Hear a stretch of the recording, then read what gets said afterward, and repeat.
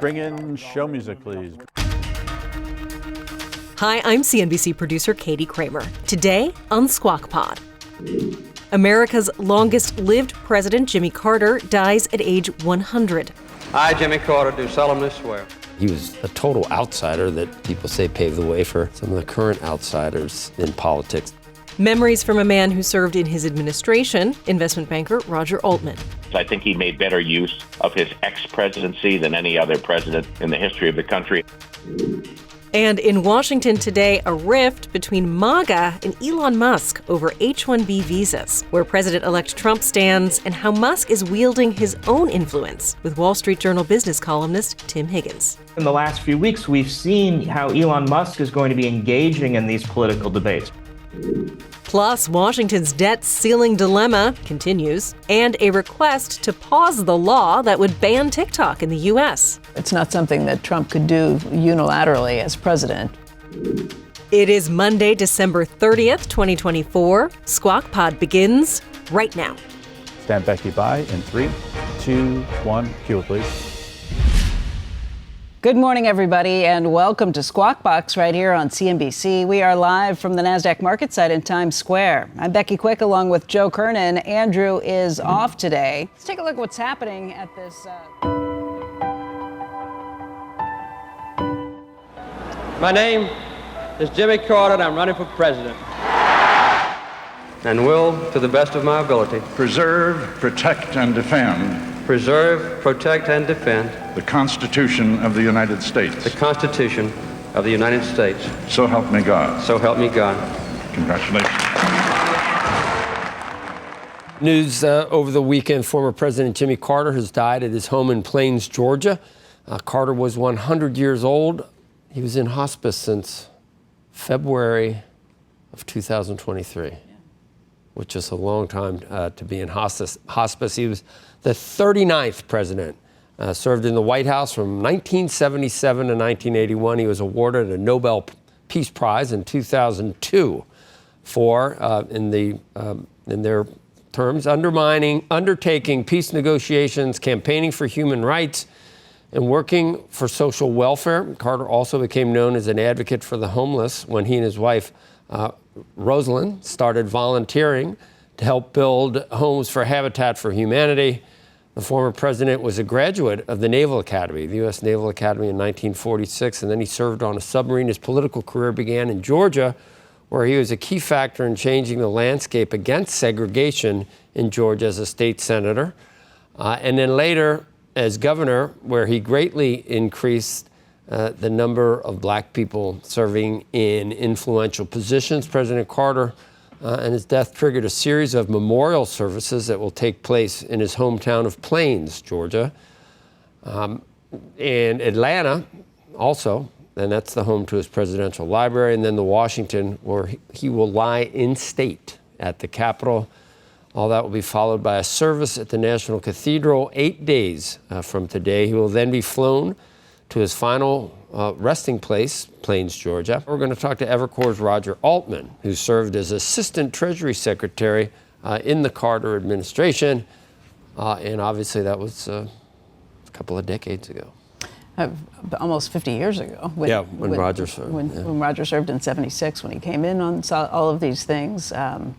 You look at it from the perspective of the markets, and obviously this was a time of great inflation in this country, but Carter was also the person who put Paul Volcker into office. It's a deregulation Federal president, Reserve. believe it or not. Yeah. But he quarreled with his own party over. There are a lot of challenges. The left Journal has a piece today, but it was really a lot of conservatives voted for Jimmy Carter. And then it was a very challenging period. And you know, I remember it well. Not everyone, I was kidding you earlier that not everyone, I guess I'll cop that, not everyone can say they voted for Jimmy Carter. Yeah. I did once. I did the first time, I think I was 20 years old. Yeah. When I did it that time. It followed a tumultuous period. Watergate, Nixon, right. Jerry Ford. He was a total outsider that people say paved the way for some of the current outsiders in politics at this point. But ran into a lot of realities. It was a nuanced presidency. Obviously, everybody is very familiar with the gas lines. gas lines, and just the overall sort of memory that maybe his exemplary life post-presidency is something that could be remembered more favorably than parts of his presidency. He was a man of faith, and he carried that on. He was a Sunday school teacher for 40 years after serving as president. He did things for Habitat for Humanity and beyond, won the Nobel Peace Prize in 2002 for his work over decades and decades of fighting for human rights and for democracy around the world. But after that, he, unlike other recent presidents, he did not shy away from either comments or actually getting involved in foreign affairs, to the chagrin of both his Republican and Democratic successors in the White House. A lot of them were angry at things that were done about North Korea. Things Israel probably has a nuanced memory of certain more recent comments than when he was president in terms of. I watched a lot of the stuff he did and said afterwards, and some of it I thought was great, and some of it I thought was not so great. First president, past president to live past the age of 95, as you mentioned, living to the age of 100. And the first former Democratic president to die in 50 plus years. If you think about it, I didn't think talking LBJ. Yeah, I didn't think of that. I think we're talking about LBJ. Oh. We should also tell you cable TV pioneer Charles Dolan has died. He was the founder of Cablevision Systems, and he launched HBO and AMC networks. His company's holdings once included Madison Square Garden and Radio City Music Hall. A family spokeswoman said that he passed away peacefully from natural causes. He was surrounded by his loved ones. Dolan was 98, but a huge network that this man put together as well. He started out with 1,500 customers in Long Island, and before he sold to Altice, had more than 3 million customers for that cable network. Big sports guy. Also saw the sort of creation, and he's also been watching cable demise on the other side. On Friday, President-elect Trump asked the Supreme Court to pause implementation of that law that would ban TikTok in the U.S. Believe it or not, it was going to happen on January 19th if the app isn't sold by its Chinese parent company. The court is due to hear arguments in the case on January 10th, and Trump's attorney said the president-elect takes no position on the underlying merits of the case, but requests that the deadline be paused while it considers the case, and then allow the incoming administration the opportunity to pursue a political resolution. The political resolution would need Congress's approval on this, too. It's not something that Trump could do unilaterally as president because it's a law. So it would have to go through Congress to have some sort of political resolution that comes along. He's got his own people in Congress eventually, but you got to get to January 20th. You got to get to January 20th, and then you have to figure out who the Speaker of the House is and how you're going to work through some of those issues. It's probably still going to be that good old Mike Johnson. Nobody else wants that job. I wouldn't want it. In the meantime, Treasury Secretary Janet Yellen informing Congress on Friday that she would likely need to begin using extraordinary measures if lawmakers don't act to raise or suspend the nation's debt limit as soon as January 14th. The debt limit caps the amount of money that the United States is authorized to borrow to fund the government and meet its financial obligations. The debt limit was suspended in June of 2023, but that suspension is set to expire on January 2nd. The Treasury Department can use extraordinary accounting measures to fund the government temporarily, including suspending certain types of investments and savings plans for government workers and health plans for retired postal workers. President-elect Trump has already called on Congress to abolish the debt limit. Over the weekend, he said that the debt limit problem was Biden's, but now becomes the Republicans'. He said he calls it 1929 because, in his words, the Democrats don't care what our country may be forced into, apparently referencing the stock market crash that kicked off the Great Depression. And that's got to be something you would think about, too, if the incoming president is thinking, oh, this is really bad. It could look like 1929. Definitely is aware that the market's at highs and high levels, at 22 or 23 times earnings. Right. He said, his relationship with former Speaker McCarthy has always been interesting, but he called him a good friend. Good friend, good guy. Said it was one of the dumbest decisions made in got absolutely to extend nothing. The debt limit got absolutely nothing for January 2nd. it, and now it's in back in the Republicans' hands. So he wants it done before he's inaugurated. He wants something to happen, make it the Biden administration that has to do it. I don't know how that finally plays out. Yeah. Cheese will be next. Coming up next on Squawk Pod, remembering Jimmy Carter with a man who served in his administration more than 40 years ago, Roger Altman. Former President Carter was not a career politician, but he left his mark on Washington. The way his presidency unfolded was illustrative of that lack of natural political skills. But on the other hand, his tenacity, he spent 13 of his own days, morning, noon, and night at Camp David, working on the Egypt-Israeli peace accord.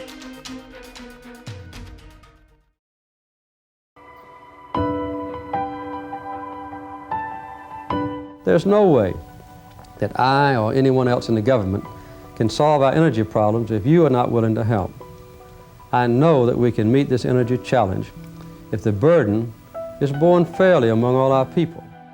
I promised you 4 years ago that I would never lie to you, so I can't stand here tonight and say it doesn't hurt.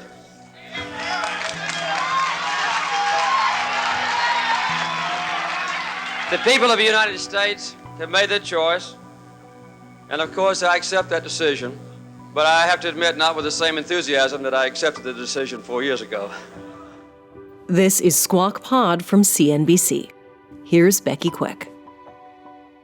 Former President Jimmy Carter has died at his home in Plains, Georgia. He was 100 years old. Carter was the 39th president of the United States, serving in the White House from 1977 until 1981.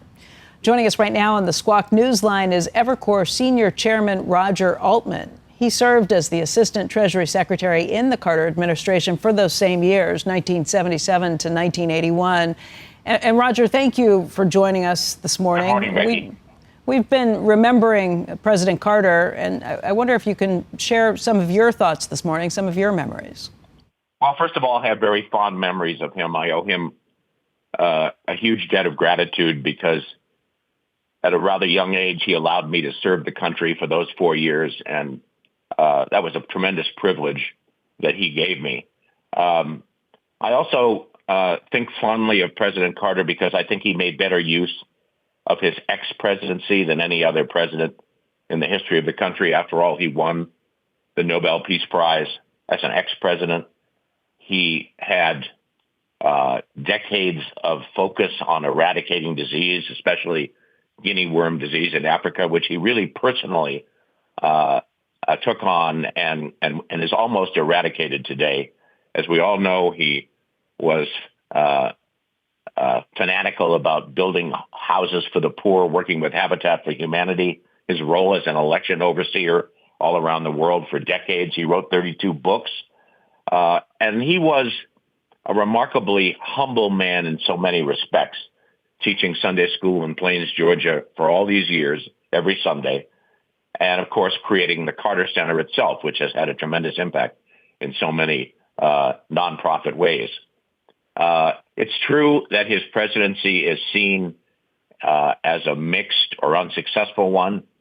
And I think that's in large measure due to three huge events over which he didn't really have any control. And I'm referring to the Iranian Revolution and the disruptions in global oil supply in 1978 and 79 and 80 that it caused, 7% reduction in global oil supply, which, of course, triggered much higher oil and gasoline prices and those long gas lines so many of us remember. And this affected the public. The Iranian hostage crisis itself, which went on for 444 days, and his efforts to solve that and the failed rescue mission. And then inflation, which was to some considerable degree triggered by that disruption in global oil supply, but which was fearsome during the last 2 years of his presidency. And if there's one lesson that I think we can learn from President Carter's term and President Biden's term, it's that Americans hate inflation. And that doomed him. But he accomplished a little more than people tend to remember. the Egyptian-Israeli peace accord, which was in every respect historic and which has endured through today. He was the original focus on renewable energy, at least in terms of presidents. He had quite a remarkable deregulation agenda, airlines, trucking, and so forth. And the racial and gender diversity of his judicial appointments, which was historic. I think he has quite a legacy, especially as ex-president. And I think it's pretty unlikely that that ex-presidential record, given the longevity of it, and of course, the way he dedicated himself, is going to be matched by anyone else.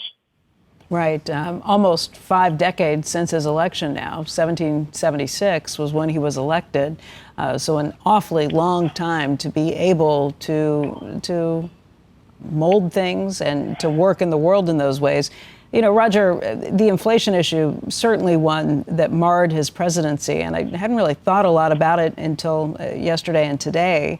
But Paul Volcker is always given credit for breaking the back of inflation. President Carter is the person who put him in that position, and not only put him in that position, also said that he would back him and deal with the political fallout. He did. Paul Volcker is credited with breaking the back of inflation, and President Carter was blamed with much of it. But that was a pretty stunning set of events, too. And we were looking back at video earlier this morning, looking at the prime rate at 18.5%. Those are times that I can't even imagine when we worry about the 10-year being at 5%. Went to 21.5. Yeah. As I recall. President Carter deserves credit for making the change that resulted in Paul Volcker going to the Fed. Remember, Bill Miller had been chosen by President Carter to be chairman of the Fed, succeeding Arthur Burns. And Miller had been particularly good at it. And Carter had under tremendous pressure, yes, but he had at least the courage to move Miller, which he did, over to the Treasury, and he became my boss, and then to install Volcker, whom he didn't particularly know, and to back Volcker. And all those events, high inflation, the sky-high interest rates, what I'll refer to now as stagflation in that period, made it possible for him to win re-election, but he was courageous in that move around Volcker.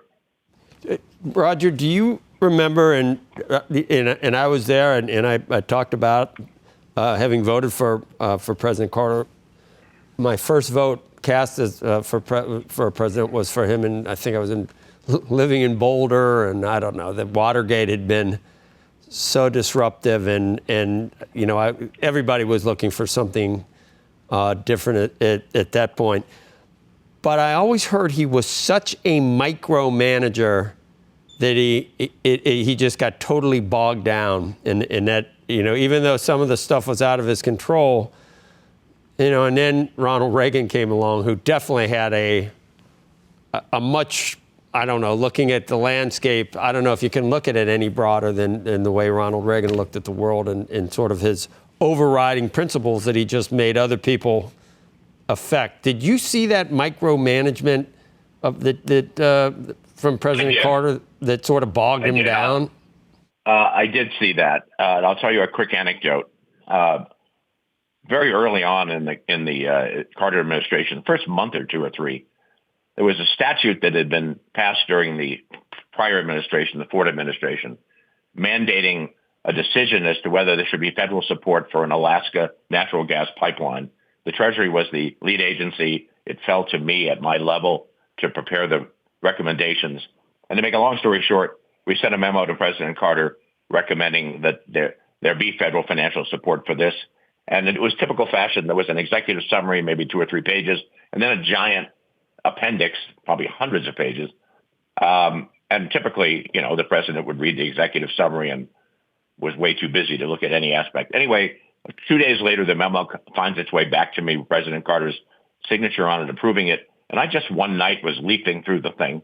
And back in the back of the memo, about page 291, there was some information about the width of the pipeline that was recommended. And I don't remember precisely, but let's just say it was a 1/2-inch pipeline. President Carter wrote in his own hand in the margin, why shouldn't it be a 3/4-inch pipeline? and I never forgot that for obvious reasons. He was a nuclear physicist who worked in. Yes, he was a nuclear engineer. Yes, and he had a real focus on energy.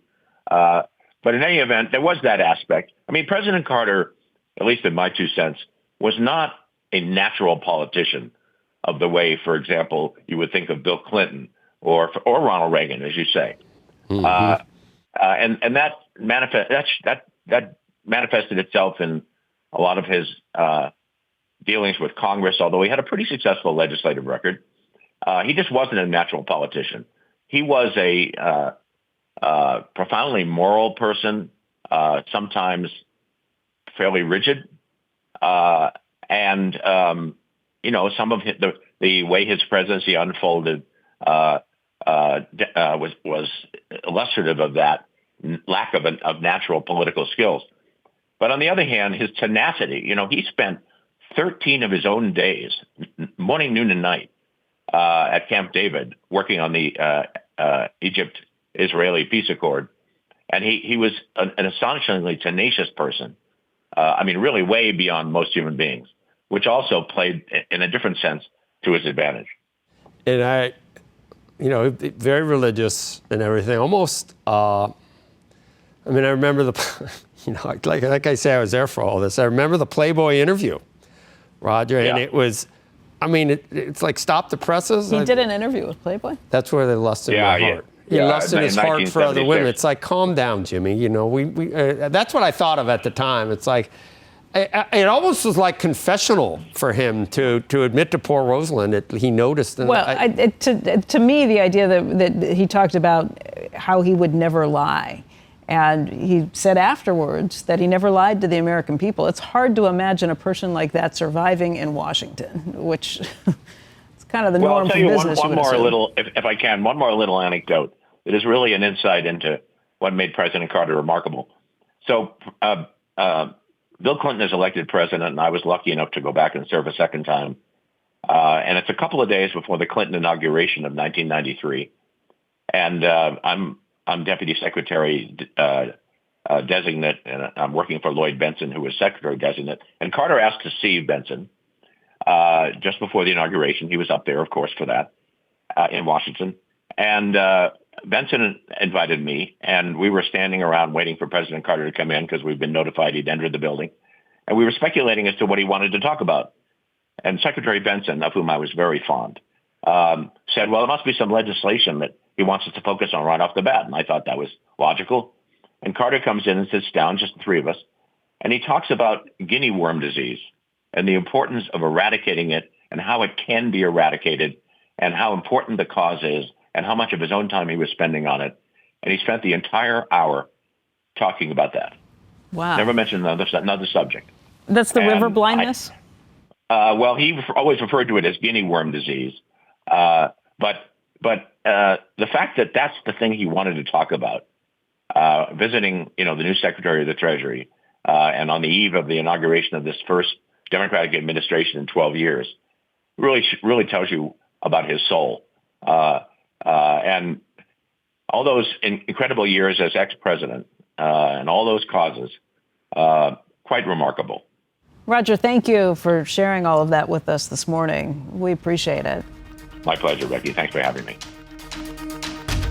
Still to come on Squawk Pod, the MAGA versus Musk chapter. Right-wing heads banging up against each other at the center of immigration and tech innovation. H-1B visas for foreign workers. The Wall Street Journal's Tim Higgins. He's clearly using his bully pulpit to push very dramatically the things that he wants politically.